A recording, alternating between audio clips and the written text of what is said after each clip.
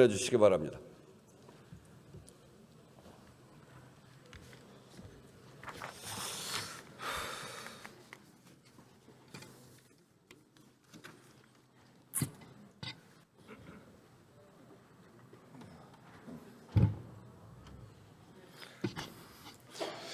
예, 존경하는 국민 여러분, 우원식 국회의장님과 선배 동료 의원 여러분, 김민석 국무총리님의 그리고 또 국무위원 여러분, 경기도 파주각 국회의원 윤호덕입니다.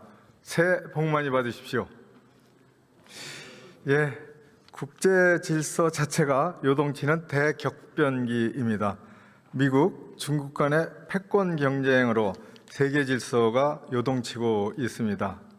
WTO로 대표되는 자유무역 질서와 유엔으로 상징되는 다자주의 국제 질서가 뿌리채 흔들리고 있습니다. 대한민국이 이러한 경랑 속에서 길을 잃지 않고 더 발전해야 할 답을 내야 합니다. 예, 국무총리 나와 주십시오.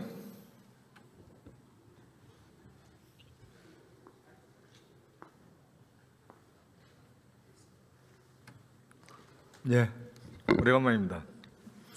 네. 예, 이재명 정부가 출범한 지 한 9개월이 지났습니다. 이제 되고 있습니다. 인수위원회도 없이 바로 출발했습니다. 그리고 2024년 12월 3일 비상계엄으로 6개월간은 사실상 대통령이 없는 국정 운영이 아주 마비된 그런 상태가 있었습니다.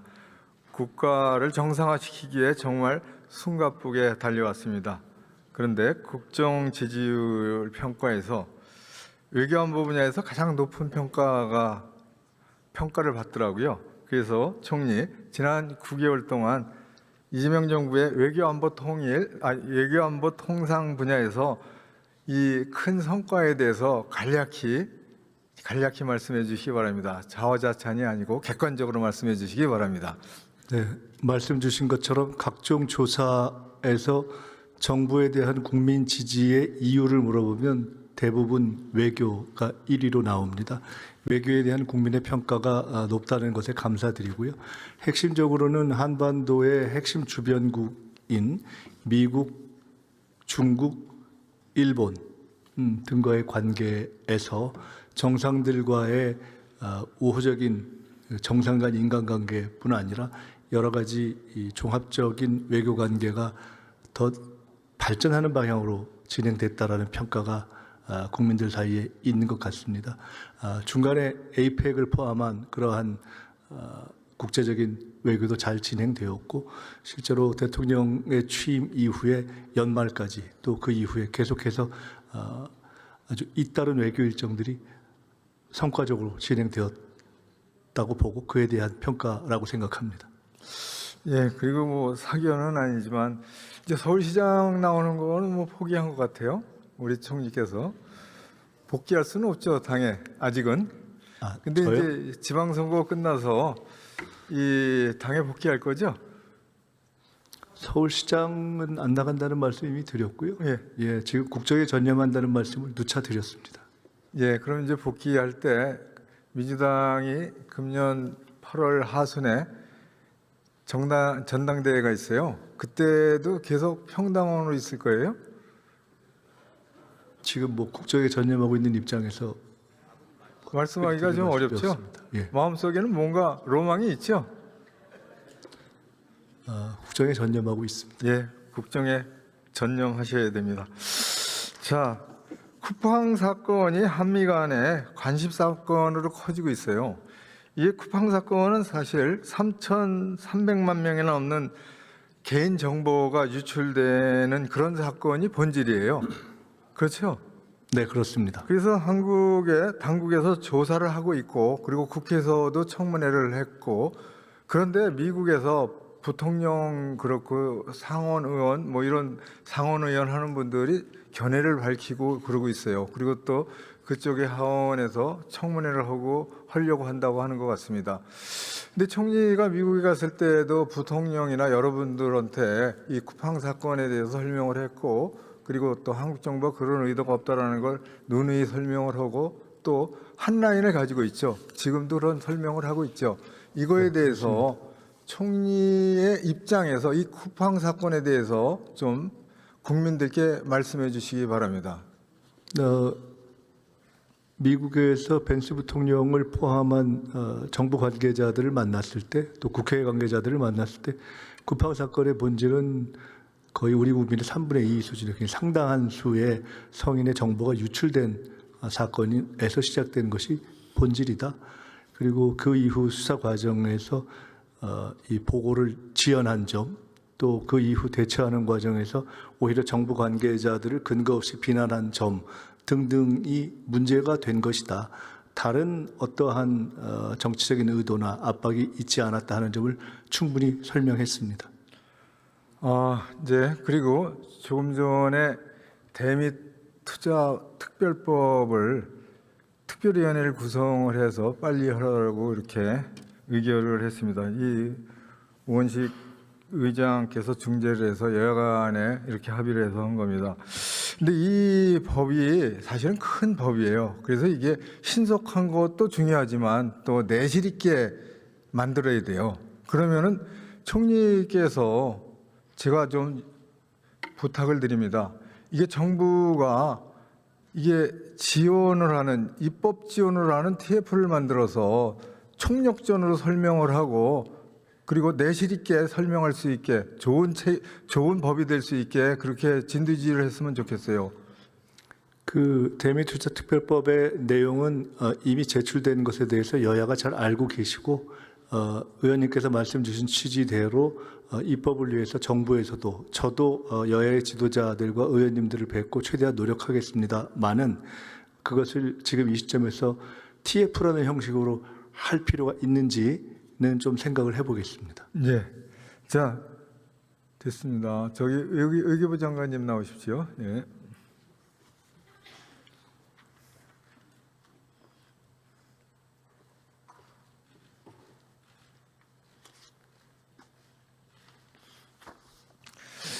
미국에 갔다 오셨죠?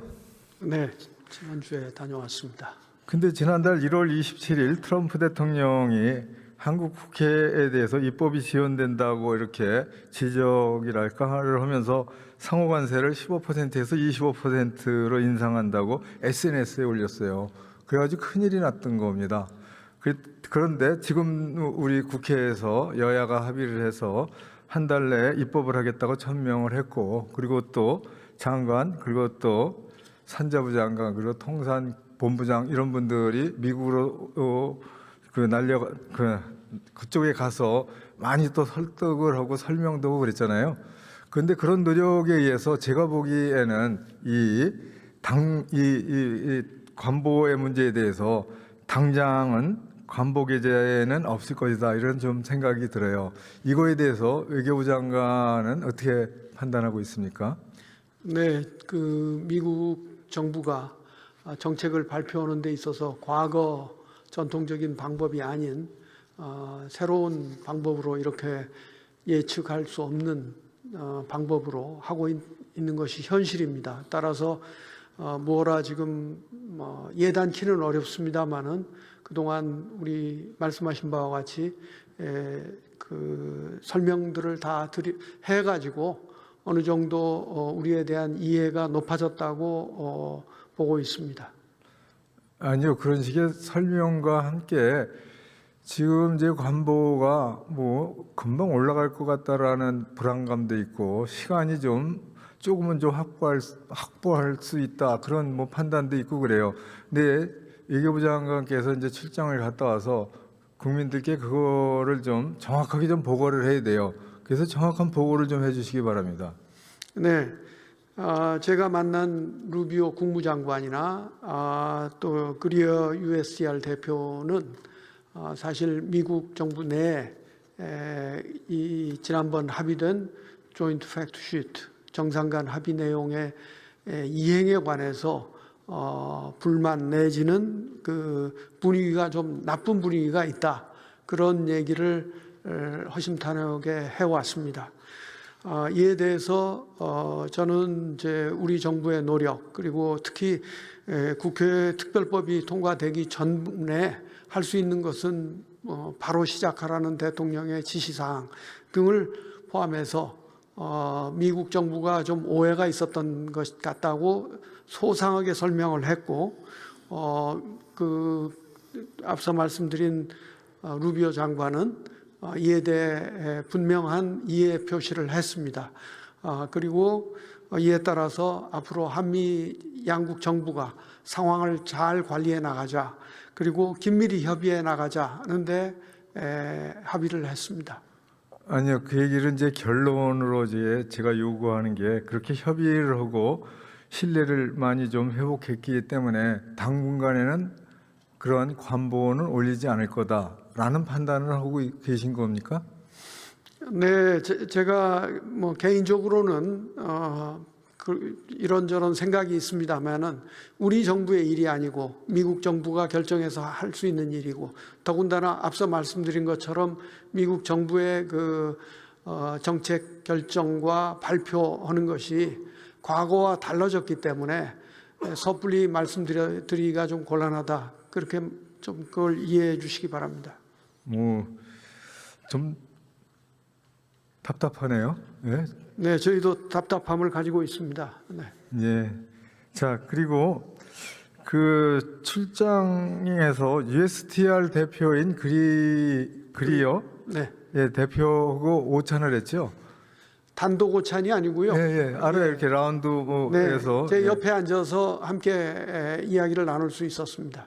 그 자리에서 이제 많은 그 대화를 나눈 것 같아요. 그리고 그 자리에서 그 USTR의 대표가 이런 말을 했다고 합니다. 한국과의 무역 적자가 너무 크다. 트럼프 대통령의 직접 지시다. 비관세 장벽 제거를 통해 무역 적자를 개선해 주거나 그렇지 않으면 관세를 올려 균형을 맞추겠다. 이런 얘기를 했다고 그래요. 그런 내용을 가지고 미국이 이 무역 적자를 하고 있는 그런 나라들 표를 보여주면서 이렇게 설명을 했다고 그랬죠. 그래서 이거가 좀 심각한 문제죠. 그러니까 USTR의 설명은 이런 것이었습니다. 즉 한미 양국 간의 동맹 관계는 흔들림이 없다.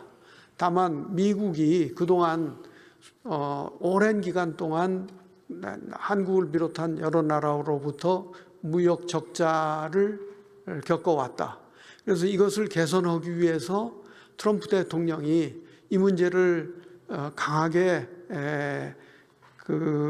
개선 방안을 요구를 해왔고, 그래서 미국 행정부가 한국 정부에 대해서 나름대로 투자 분야는 투자 요청을 하고 자기가 담당하는 통상협상 분야는 한국이 시장을 좀 더 개방해 주도록, 즉 비관세 장벽을 좀 개선해 달라고 요청을 해왔다.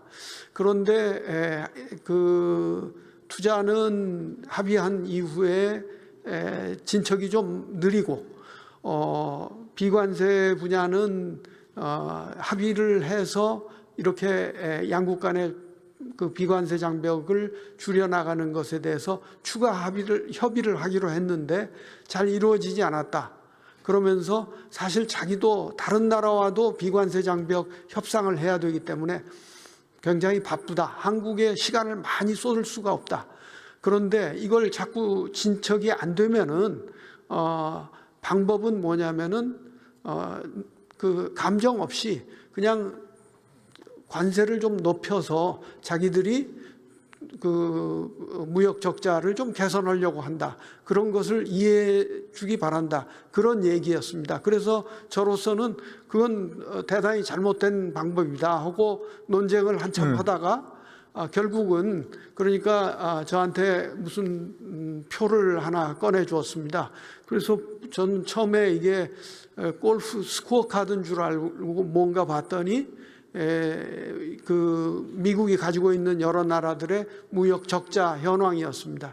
저한테 보여주면서 자기로서는 이런 모든 나라들하고 지금 문제를 비관세 장벽을 비롯한 그 통상 교섭을 해나갈 수밖에 없는데 한국도 그런 점을 이해하고 이 비관세 장벽 문제를 한국 정부가 좀 빨리 협의에 임해주기 바란다. 그런 내용이었습니다.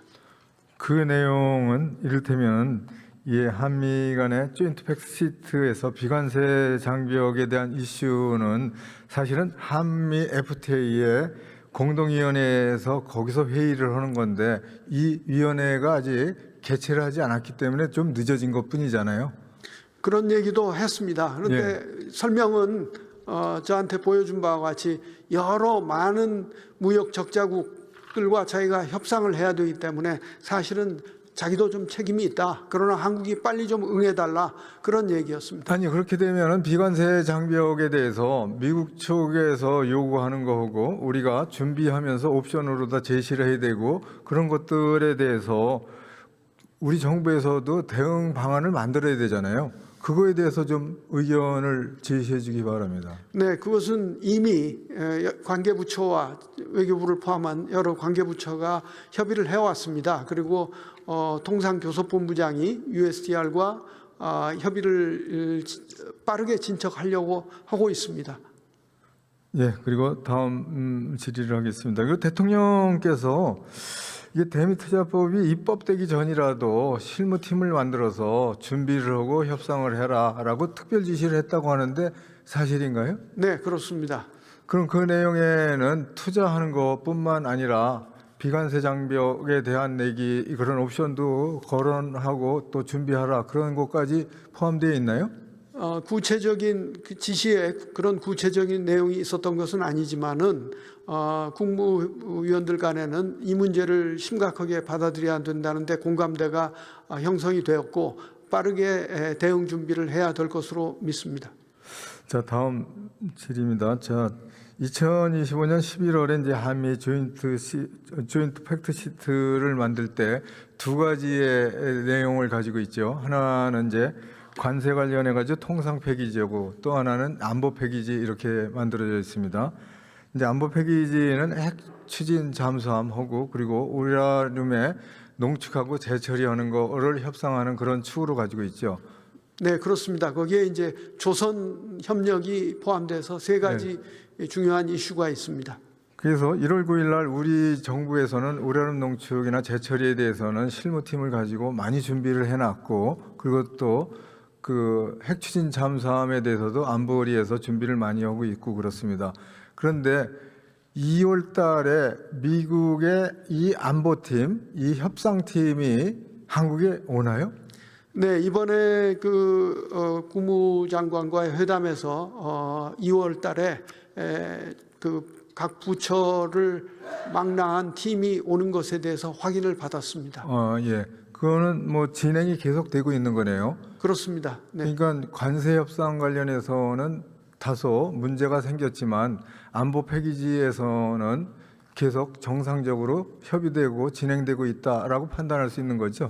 네, 그렇습니다. 다만 이제 그 상황이 더 나빠진다면은 이쪽 관세나 투자 분야에서 문제가 있다면은 이게 이쪽에 영향을 줄 수 있지 않겠느냐 해서 그래서는 안 된다는 그 설명을 또 입장을 강하게 표명했고 미국으로서도 그 한국과 약속한 만큼 이 세 가지 이슈에 대해서는 빠르게 협상을 진행하자는데 다시 한번 의견을 모았습니다. 예, 마지막으로 덕담입니다. 그 장관께서 북한에 인도적 지원을 하는 것도 유엔 안보리 제재위원회에서 계속 제재를 하고 있었어요. 그거를 조금 면제를 하고 하는 거에 대해서 루비오 장관하고 협의를 하면서 해결을 했네요. 이걸 좀 간단히 경황을 설명해 주시기 바랍니다. 그리고 또 하나는 마지막 결정을 할 때 루비오가 백악관에 연락을 해서 그렇게 해서 최종적으로 결정한 건지 그런 얘기도 좀 말씀을 해 주시기 바랍니다. 네, 저 이슈는 이제 유엔 안보리의 북한 제재위원회에 계류되어 있던 것입니다. 그 계류된 것은 미국이 좀 더 들여다보겠다고 해서 진행이 안 됐던 것인데 이번 회담 계기에 저희가 이 문제를 강력하게 요청을 했고 루비오 장관은 이걸 검토할 수 있지 않겠느냐 해서 거의 그 자리에서 결정된 것처럼 됐습니다. 백악관에 특별히 문의를 할 필요는 없었던 것이 루비오 국무장관은 그 미 백악관의 안보실 실장을 겸하고 있습니다. 그래서 국무부 차관과 그 자리에서 협의해서 그렇게 결정을 했고, 이것이 뉴욕에 있는 미국 유엔 대표부에 전달이 돼서 이미 15개국 전원 합의로 통과가 됐습니다. 이제 곧 유엔에서 발표가 있을 것입니다. 예, 이것은 의미가 있는 게 한국의 제안으로 미국이 승인을 한 그런 내용입니다. 이런 것이 북한에서 하여튼 호의적인 제스처로 시그널로 이렇게 받아주고 또 호응해줬으면 좋겠습니다. 예, 고생하셨습니다. 네, 감사합니다. 예, 국방부 장관님, 차관이시네요.